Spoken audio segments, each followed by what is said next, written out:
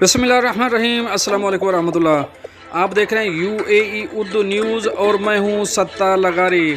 खबरों की तफसील की तरफ जाने से पहले एक रिक्वेस्ट, अगर आप मेरे चैनल पे पहली बार आए हैं तो प्लीज़ चैनल को सब्सक्राइब कर दीजिए और साथ बेल के आइकॉन के ऊपर भी क्लिक कर दीजिए। अब चलते हैं खबरों की तफसील की तरफ। मुत्तहिदा अरब अमारात 1 मार्च को अबू धाबी हिंदू मंदिर खोलने का ऐलान। अब इस खबर की तफसील। इस माह के शुरू में अबू धाबी के इफ्तिताई हिंदू पत्थर के मंदिर का इफ्तिताह एक तारीखी मौका की निशानदेही करता है, जिसके दरवाजे अवाम के लिए 1 मार्च से खोले जाएंगे। मुत्तहिदा अरब अमारात ने पहले हिंदू मंदिर का आगाज़ किया 1 मार्च से अवाम के लिए खोला जाएगा, जबकि बैरून मुल्क मुकीम अकीदतमंदों और वीआईपी मेहमानों को 15 से 29 फरवरी तक रसाई दी गई थी। वसी तर कम्युनिटी इस आर्किटेक्चर अजूबा को देखने के लिए अपनी बारी का बेताबी से इंतजार कर रही है।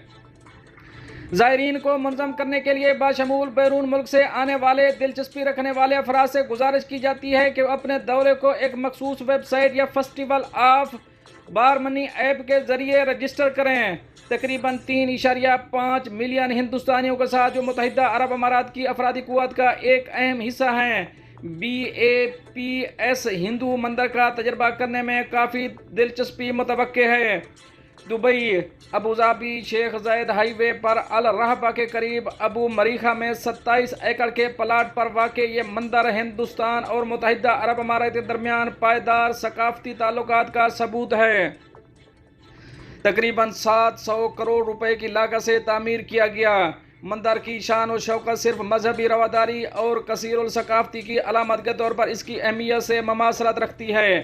14 फरवरी को मंदिर का इफ्तिताह हुआ, जिसमें हिंदुस्तानी वजीर आज़म मोदी ने शिरकत की और 500 से ज़ायद मुअज़्ज़िज़ीन ने शिरकत की। हिंदुस्तान और मुत्तहिदा अरब अमारात के ताल्लुकात में एक तारीखी लम्हा है। नाकारा आर्किटेक्चर अंदाज में तैयार किया गया है और पेचीदा नक्शो निगार और मुजस्मों से मुज़य्यन मंदिर का डिज़ाइन कदीम हिंदू सहीफ़ों से मुतासिर है, जो रिवायती दस्तकारी को असरी खूबसूरती के साथ मिलाता है। मंदिर के फ़न तामीर में अलामतें बहुत ज़्यादा हैं, जिसमें 7 अस्पाइज़र मुत्तहिदा अरब अमारात के 7 इमारत की नुमाइंदगी करते हैं और पेचीदा नक्शो निगार मुख्तलिफ देवताओं और अफसानों शख्सियात की अक्कासी करते हैं। मेज़बान मुल्क के एजाज़ के लिए इमराती सकाफत के अनासर बशमूल कौमी परिंदे फाल्कन को मंदिर के डिज़ाइन में मतनू आलमी तहजीबों के नक्शों के साथ शामिल किया गया है। ज़ायरीन को संगे मरमर के पेचीदा नक्शो निगार और आराइश कालमों की एक बसरी दावत में पेश किया जाता है, जो हिंदुस्तान के हुनरमंद कारीगरों की महारत को जाहिर करता है। मंदिर का सहन, जिसमें पत्थर के 25,000 से ज़्यादा टुकड़ों को राजस्थान और गुजरात के कारीगरों ने निहायत एहतियात से तैयार किया, हिंदुस्तान और मुत्तहिदा अरब अमारात के दरमियान दोस्ती और ताउन की पायदार बंधनों का सबूत है।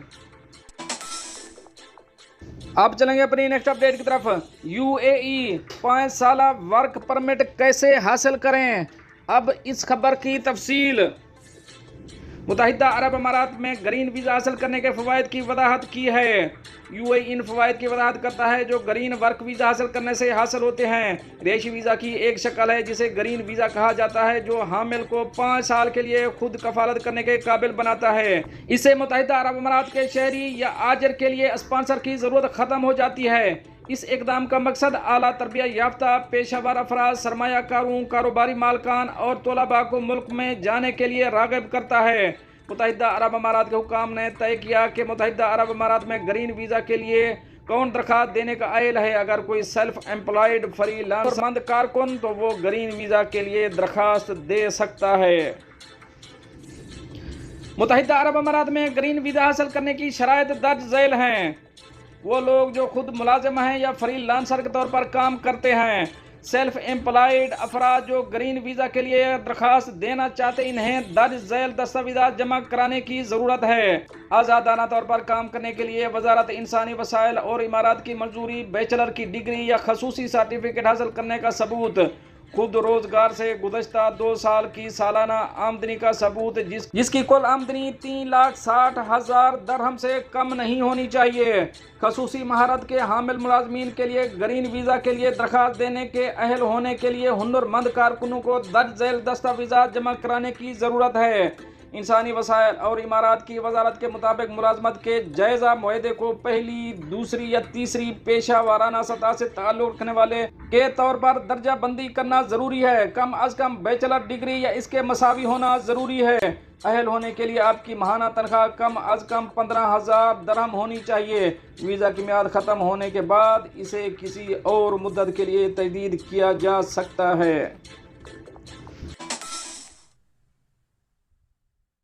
कुवैत उम्रा कराने वाली कंपनियों पर भारी जुर्माना आयद, वजह क्या बनी, अब इस पर कुछ तफसील आपसे शेयर करेंगे।